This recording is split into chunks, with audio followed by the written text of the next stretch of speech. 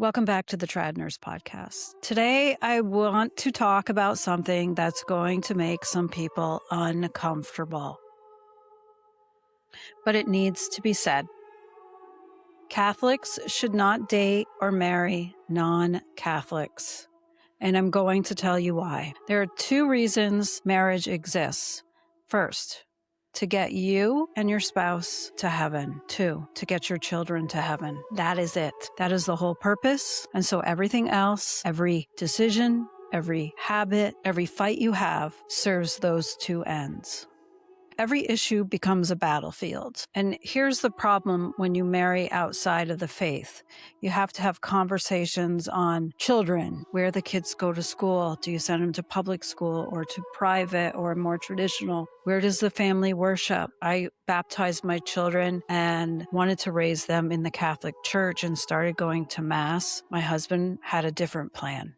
Whether you pray the rosary together, whether Our Lady belongs in your home, every one of these is a battlefield. And you think I'm being dramatic. The Church says the exact same thing. In the Catechism 1654, the spouses risk experiencing the tragedy of Christian disunity even in the heart of their own home. That's the Catechism. The Church is warning you. Please listen. She never steers you wrong. And it isn't just about the catechism. Sister Lucia of Fatima told us the final battle between God and Satan would be fought over marriage and family. And that is the battle we are in right now. That is not theory, and that is not yesterday's culture war.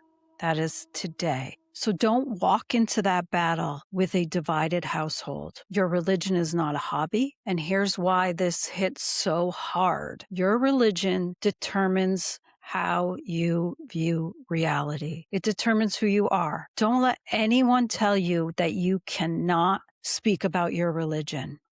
Your religion is not a hobby that you do in your spare time. It is every day, every minute, even while you work, while you sleep. It shapes how you think and what you let in. So let me give you a concrete example. You walk past a statue of Our Lady and you think, oh, how beautiful. I want one in my home. Your spouse sees the same statue and thinks idolatry. That's not a small gap. That's not a difference of taste. That is two different realities. And now ask yourself, how do you raise your children inside that gap? Because real romance only exists in Christ. Most people don't realize this, but real romance is only possible inside a Christian marriage. You ask why? Because real romance comes from two souls loving God more than they love each other and loving each other for His sake. Remove God and romance is just an emotion, and emotion burns out fast. The happiest marriages I have ever witnessed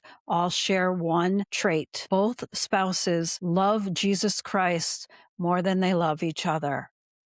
And that right there is the secret. That's what makes a marriage last 50 years versus 5 years. We are not called to be lukewarm. And here's something I want every Catholic woman listening to hear. We are not called to be lukewarm. Is in Revelations chapter 3, verse 16. God spits the lukewarm out of His mouth. We were not made for a lukewarm life, and we were not made for a lukewarm marriage. What I want and what every Catholic woman who loves Christ wants is to go deeper in our faith together with our spouse, not next to Him, not in spite of Him, together, moving in the same direction, both feet in, and that is all that matters. But if you're considering dating a non-Catholic, personally, I would not.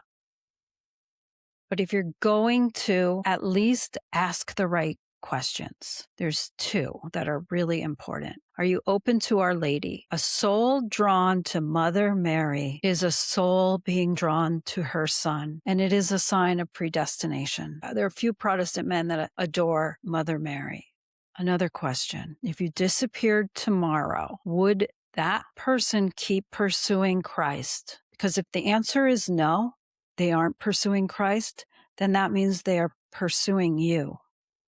By my priest, I was told to never marry a non-Catholic, and also to take that further, do not marry someone with the plan of converting them. You have to be at the same level for it to work. A man who will not save his own soul cannot save yours. A woman drawn to Christ because of you is drawn to you, not to Jesus Christ. So if that person can't lead your children to heaven, they cannot be your spouse. Don't gamble your children's souls on the hope that maybe one day your spouse will convert. That is not a plan. That is a wish. And it is not your burden to carry. And it certainly is not your children's burden to carry. Holy marriages start with holy dating. That is the bar. Do not lower it.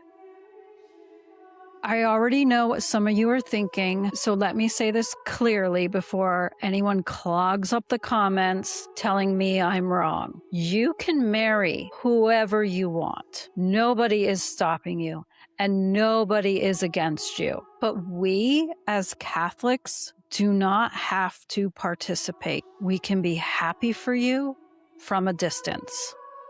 Those two things are allowed to coexist. Loving you and not endorsing the choice are not the same thing.